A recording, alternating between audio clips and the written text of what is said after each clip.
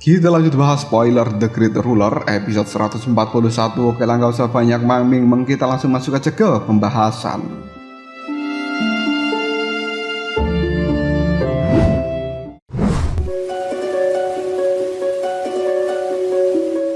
Muchen dan juga Jiuyu sudah berpencar untuk mencari cairan spiritual. Muchen telah berkeliling ke beberapa aula hingga dirinya berhasil menemukan 53 tetes cairan spiritual. Dan siapa sangka pada saat Muchen berada di dalam aula terakhir, dirinya menjumpai satu sosok yang menggunakan jubah berwarna abu-abu. Sosok itu tidak terlihat seperti kerangka yang sebelumnya ditemui oleh Muchen. Di balik jubah, orang ini masih bisa melihat wajah yang sudah mengering, namun tidak ada kehidupan di sana. Dan Muchen yakin jika sosok itu memiliki energi spiritual yang begitu besar dengan bahaya yang seolah tersembunyi. Hal ini membuat Muchen memutuskan untuk pergi meninggalkan sosok berjubah abu-abu tersebut. Namun siapa sangka sebelum Muchen berhasil kabur, wajah dari sosok itu pun mulai terangkat hingga sepasang pupil mata berwarna merah hitam melihat ke arah Muchen. Tak lama, sebuah cahaya gelap mengandung daya hisap mulai membuat tubuh dari Muchen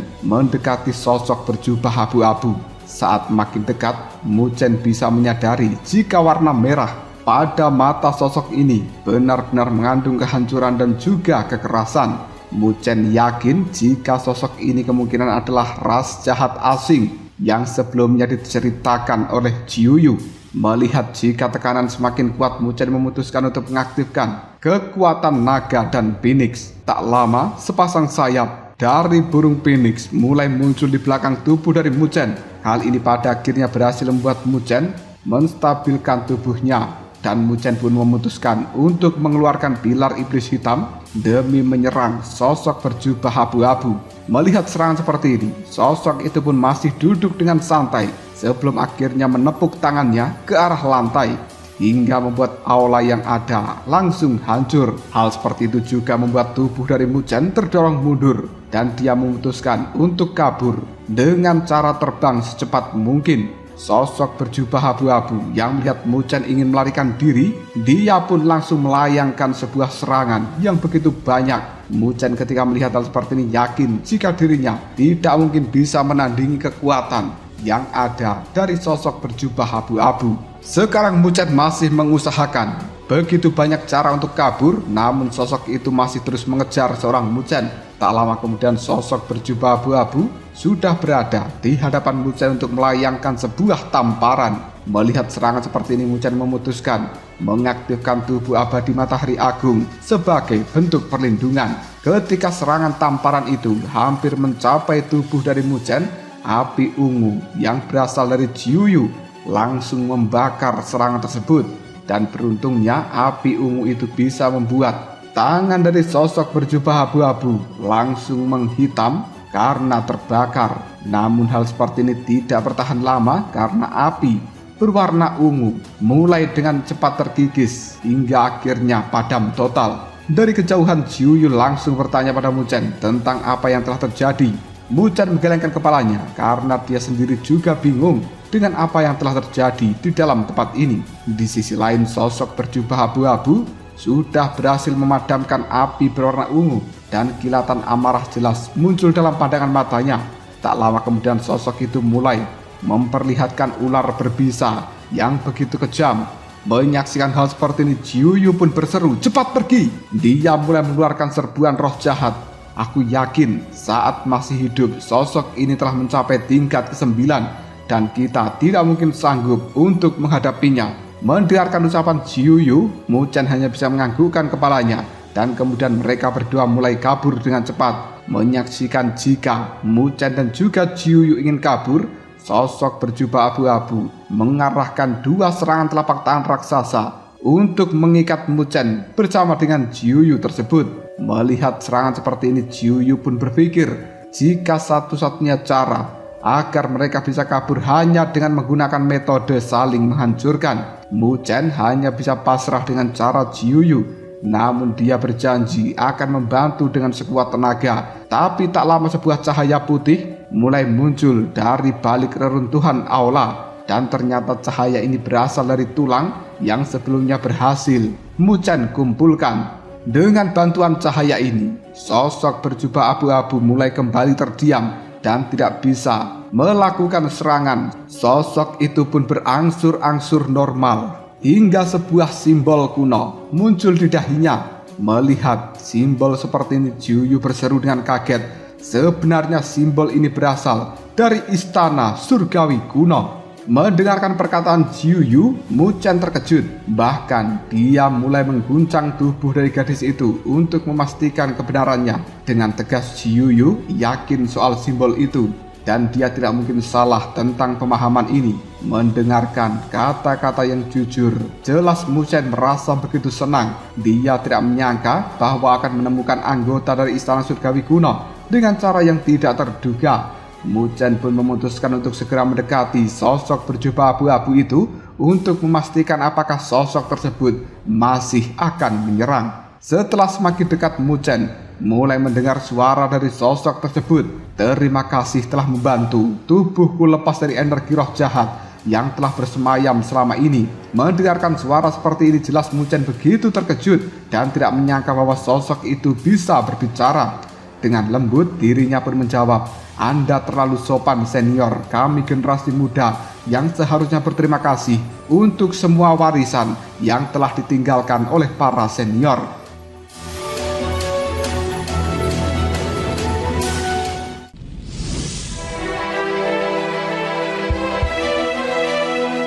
Sosok berjubah abu-abu pada akhirnya hanya tersenyum tipis dan menjawab, "Tubuhku hampir hancur. Aku tidak bisa membalas kebaikan kalian. Jika kalian ingin bertanya, maka aku akan menceritakan semuanya."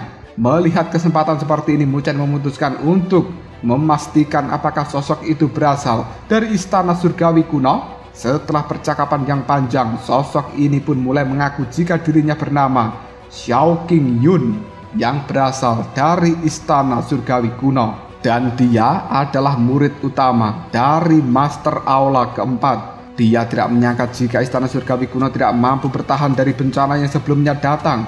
Dengan lembut, Mu Chen kembali bertanya pada Xiao Qingyun, di manakah letak istana surgawi kuno? Dan dia mulai mengakui jika ada beberapa barang yang diperlukan Mu Chen untuk saat ini. Dengan berat hati, Xiao Qingyun berkata, "Istana itu telah disembunyikan dengan begitu rapat oleh pemimpin istana. Karena itu, aku tidak bisa memberitahukan pada dirimu di manakah letak istana surgawi kuno secara pasti.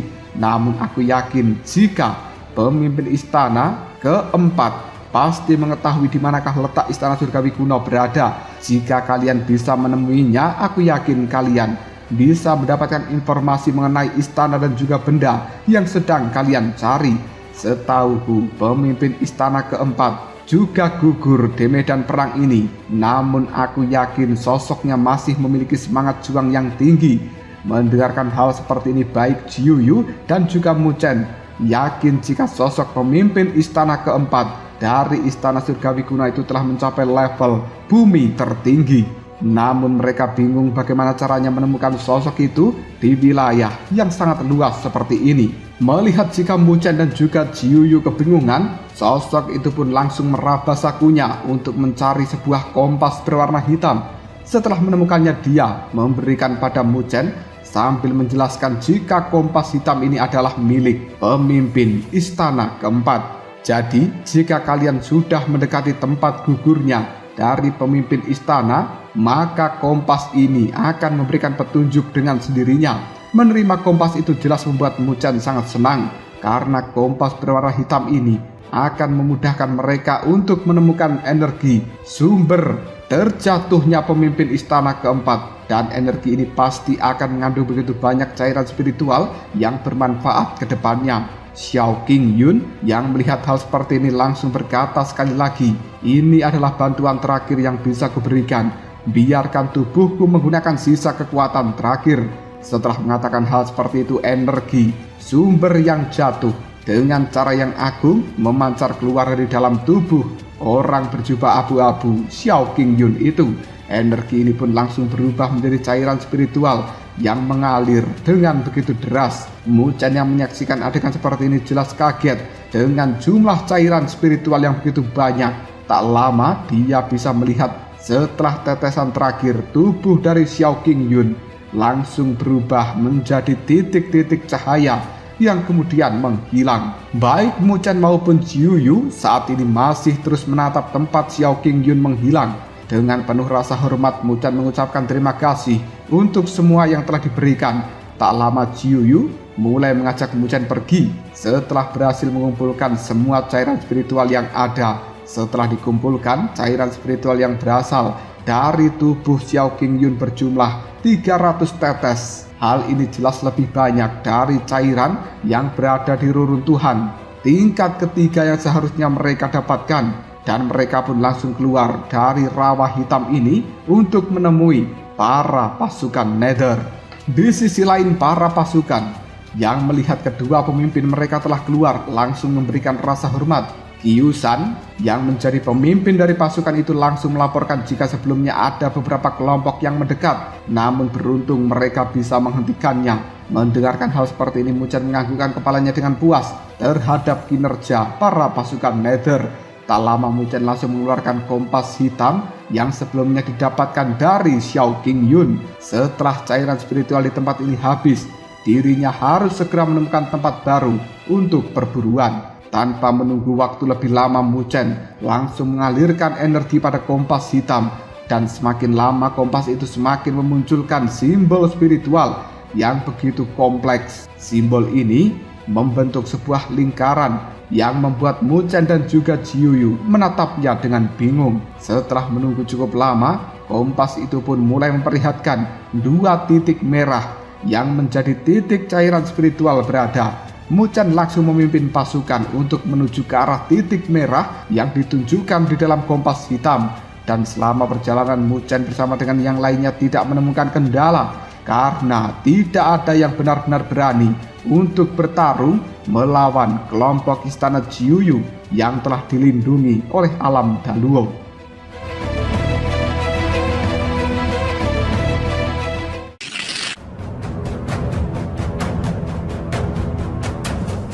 Setelah 2 jam berjalan, mereka sampai di tempat pertama. Meskipun tempat ini tidak memiliki cairan spiritual sebanyak sebelumnya, mereka tetap bersyukur karena tidak perlu mencari tanpa susah payah. Setelah berputar-putar, Mu Chen dan juga pasukannya berhasil mendapatkan 50 tetes cairan spiritual dari tempat pertama. Setelah habis, mereka melanjutkan perjalanan menuju titik merah yang kedua yang terlihat di dalam kompas hitam. Dan sesampainya di sana, mereka cukup senang karena tempat ini masuk ke posisi reruntuhan ketiga. Namun sayang, ada pasukan dari sekte perang darah besi yang ingin merebutnya. Melihat serangan seperti ini, Mu Chen langsung mengaktifkan semangat juang dari pasukan 9 Nether. Melihat semangat juang yang hadir, pemimpin pasukan sekte perang darah besi langsung memilih untuk mengajak anak buahnya mundur secara perlahan. Menyaksikan adegan seperti ini, jelas Mu Chen sangat senang karena dia tidak perlu bersusah payah untuk melakukan pertarungan. Dengan mundurnya sekte perang darah besi, semua cairan spiritual yang ada di wilayah ini menjadi milik Mu Chen dan juga pasukannya. Dari tempat kedua ini, Mu Chen berhasil mengumpulkan 200 tetes cairan spiritual yang membuat pasukannya memiliki kurang lebih 600 tetes cairan spiritual secara total. Mu Chen dan juga Jiu Yu akhirnya memutuskan agar para pengawal beristirahat sementara waktu, dan Xiaoyan akan mencari ke titik perburuan selanjutnya. Saat sedang asik mencari, cermin yang sebelumnya diberikan oleh Mandala mulai memperlihatkan setitik warna merah. Melihat hal seperti ini, mereka yakin jika ada pasukan istana Daluo yang sedang diserang, hingga membuat mereka harus memanggil bantuan. Melihat sinyal seperti ini, Jiu Yu mulai menggerutu dengan kesombongan yang para raja itu tunjukkan jelas. Mencari bantuan seperti ini sangat memalukan. Dia tidak menyangka mereka akan meminta bantuan dari pasukan lain secepat ini. Di sisi lain, Mu Chen mulai penasaran pasukan mana yang sedang meminta bantuan itu dan siapa yang menjadi lawan mereka hingga berhasil memaksa pasukan tersebut sampai sejauh ini. Jiu Yu mulai berpikir tentang apa yang harus mereka lakukan. Jika mereka terburu-buru ke sana, ada kemungkinan akan terjadi korban selanjutnya hingga ikut masuk dalam bahaya. Muchen terdiam sejenak sambil menarik nafas. Dia berkata, seberapapun bahayanya kita memang harus pergi, karena kita tidak bisa berdiam diri menyaksikan salah satu dari pasukan Raja Alam Daluo tewas di dalam tempat itu. Jika hal ini terjadi, kita tidak akan memiliki kekuatan yang cukup untuk menembus medan perang yang terjatuh. Mendengarkan ucapan dari seorang Muchen, jelas Jiuyu sangat kagum dengan sosok pemuda yang bisa mengesampingkan egonya sendiri. Jiuyu pada akhirnya menyetujui keinginan Muchen untuk membantu pasukan lain dari Alam Daluo. Tanpa menunggu lebih lama, Muchen dan juga Jiuyu bersama dengan pasukannya mulai berubah menjadi seberkas cahaya. Mereka melaju dengan begitu cepat. Bahkan saat ini niat yang luar biasa jelas terasa. Hal ini juga membuat pasukan lain tidak ada yang berani mendekat dan juga berbuat masalah pada kelompok Muchen. Setelah 1 jam melakukan perjalanan, mereka mulai mendekati titik merah yang ditunjukkan pada cermin pemberian mandala. Semakin dekat, Jiuyu mulai memperoleh informasi jika Istana Elang telah diserang oleh Paviliun Ilahi. Konon katanya Paviliun Ilahi ini telah selamat sebanyak 5 kali dari perang perburuan besar. Hal ini jelas menandakan jika pavilion itu sangatlah kuat. Dari informasi yang ada, serangan itu dipimpin oleh penguasa Gunung Buaya yang membawa pasukan buaya langit. Muchen yang benarkan nama Pavilion Ilahi mulai teringat sosok dari Fang Yi yang terpaksa melarikan diri karena kekuatan Cai Xiao pada saat itu, dan dirinya yakin jika mereka bertemu kembali, amarah Fang Yi yang sudah terpendam pasti akan dilampiaskan pada Muchen.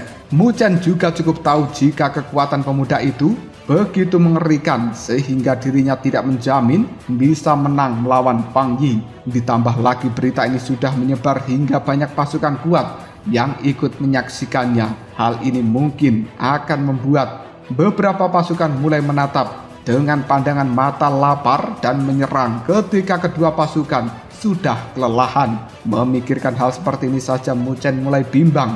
Jika raja lain, mungkin dirinya akan langsung menolong, tapi karena yang memerlukan pertolongan ini adalah Istana Elang Darah, maka dirinya menjadi pusing antara menolong atau tidak. Setelah Muchen berpikir cukup lama, akhirnya dia membuat sebuah keputusan untuk tetap melakukan pertolongan pada Raja Elang Darah demi nama Alam Daluo. Di sisi lain, Wutian mulai memberitahu Raja Elang Darah jika pengawal elang sudah banyak yang tewas, dan saat ini total ada 1.000 orang yang telah mati. Mendengarkan hal seperti itu, jelas amarah mulai tergambar dalam pandangan mata Raja Elang, dan dia akan memberikan pengertian pada pasukan buaya langit jika berani menyerang Alam Daluo, maka mereka harus siap menerima serangan balik. Tak lama, semangat juang dari pasukan buaya langit mulai memecah semangat juang dari pasukan elang. Melihat hal seperti ini,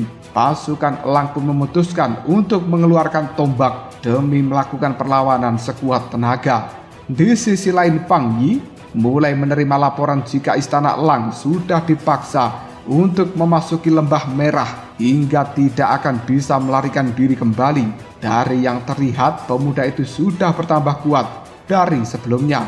Bahkan kegagalan di surga naga dan phoenix tidak berpengaruh begitu besar dengan semangat juang yang dimiliki oleh Fang Yi. Dan di sisi Fang Yi saat ini ada seorang yang begitu tangguh bernama Suba. Sosok itu adalah penguasa Gunung Buaya.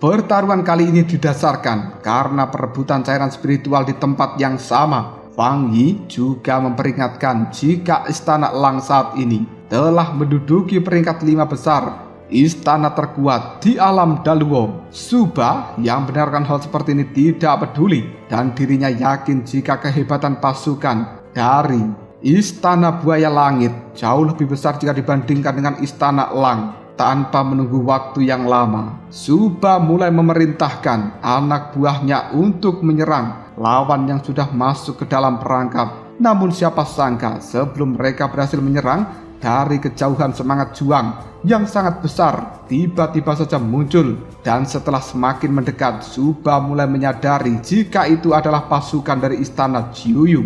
Melihat tekanan yang ada, Suba jelas kaget. Awalnya dia berpikir istana yang berada di tingkat paling bawah tidak akan memiliki kekuatan seperti ini.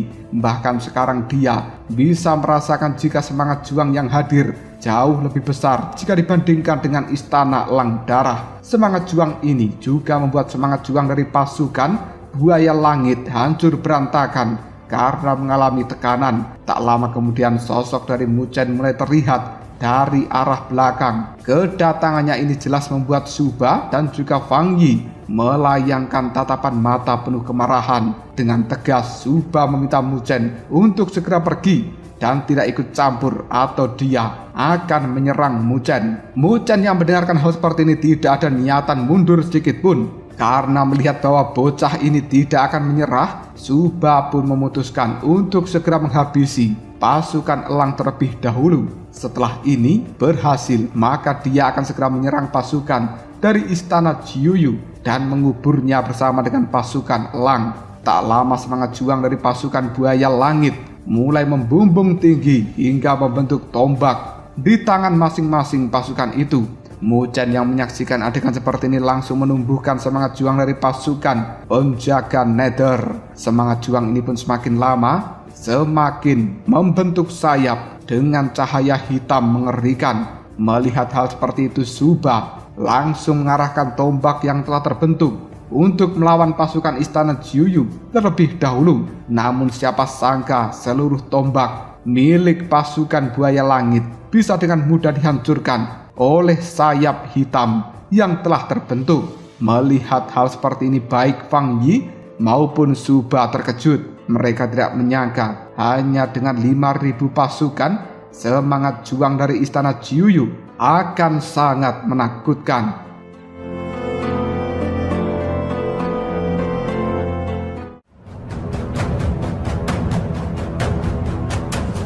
Lalu apakah yang terjadi selanjutnya? Mungkinkah Suba akan kembali melancarkan serangan kepada pasukan 9 Nether milik Mu Chen, ataukah mereka memilih untuk mundur? Jika kalian penasaran, tunggu aja jawabannya di next video Ngobrol Shop.